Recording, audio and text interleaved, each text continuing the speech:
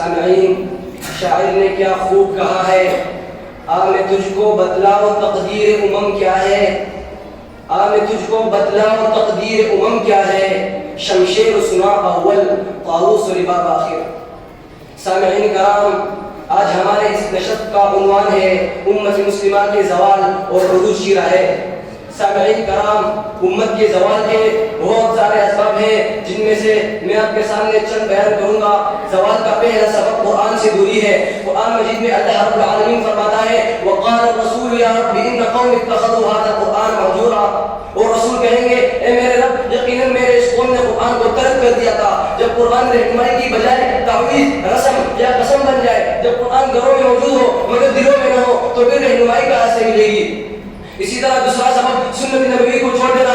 حدیث میں آتا ہے، نبی صلی اللہ علیہ وسلم کا ارشاد ہے ترکت فیکم امرین لن تضلوا ما تمسکتم بہما کتاب اللہ و سنت نبی محمد صلی اللہ علیہ وسلم۔ میں تمہیں دو چیزیں چھوڑ کر جا رہا ہوں اور تم ہرگز گمراہ نہ ہوگے جب تک تم نے ان دو چیزوں کو تاما ہو۔ وہ کیا ہے؟ اللہ کی کتاب اور نبی صلی اللہ علیہ وسلم کی سنت۔ لیکن آج کا صورتحال یہ ہے کہ سنت پر چلنے والے کو مولوی یا شدت پسند کہا جاتا ہے۔ یہ الٹ پیمانہ نہیں ہے، ایک زوال کی نشانی ہے۔ اسی طرح تیسرا سبب گناہوں میں ڈوب جانا۔ قرآن مجید میں آتا ہے وما اصابکم من مصیبت فبما کسبت ایدیکم ویعفو عن کثیر، تمہیں جو مصیبت پہنچی ہے وہ تمہارے اعمال کی وجہ سے ہے۔ اسی طرح چوتھا سبب دین کی کمی اور جہالت کی کثرت۔ حدیث میں آتا ہے ان اللہ لا يقبض العلم انتزاعا ولكن يقبض العلم بقبض العلماء، اللہ اس دین کو قبض نہیں کرے گا کہ اس کو لوگوں کے دلوں سے کھینچ لے، بلکہ علماء کے قبض ہونے سے دین کم ہوگا اور جہالت بڑھے گی۔ اسی طرح پانچواں سبب دنیا سے محبت اور موت کا خوف۔ حدیث میں آتا ہے یوشک ان تداعى علیکم الامم واہل الوحل حب الدنیا وکراہیۃ الموت، اگر تم دنیا کی محبت اور موت سے نفرت میں مبتلا ہو جاؤ گے تو قومیں تم پر ٹوٹ پڑے گی۔ آج سے یہی ہو رہا ہے، لوگ دنیا کے پیچھے دوڑ رہے ہیں اور آخرت سے غافل ہے۔ اب سوال ہے امت کا تمہارا عروج کیسے ہوگا؟ اللہ کا قانون بدلتا نہیں۔ جس چیز نے صحابہ کو عروج دی ہے آج وہی چیز ہمیں بھی عروج دے سکتی ہے۔ وہ کیسے؟ اگر ہم قرآن کی طرف توسیع اختیار کریں۔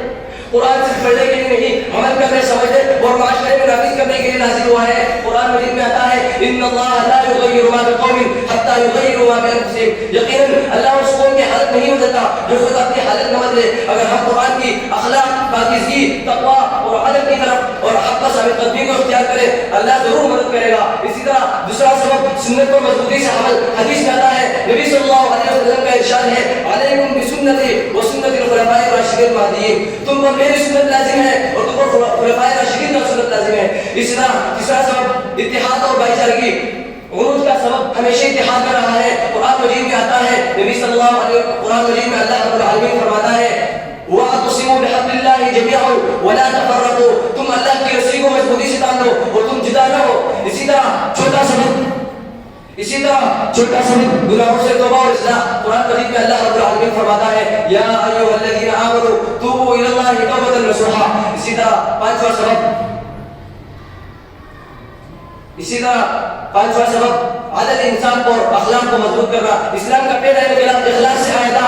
حدیث میں آتا ہے نبی صلی اللہ علیہ وسلم کا ارشاد ہے انما بعثت لاتمم مکارم الاخلاق، یقیناً مجھے اچھے اخلاق کی تکمیل کے لیے بھیجا گیا ہے۔ سامعین کرام، امت کا زوال ہمارے ہی اندر سے شروع ہوا ہے اور اس کا عروج بھی ہمارے اندر کی تبدیلیوں سے شروع ہوگا۔ اگر ہم قرآن کو تاب لیں، سنت کو اپنائیں، گناہوں سے بچیں، ایک دوسرے سے محبت کریں، عدل قائم کریں اور آخرت کو مقصد بنائیں۔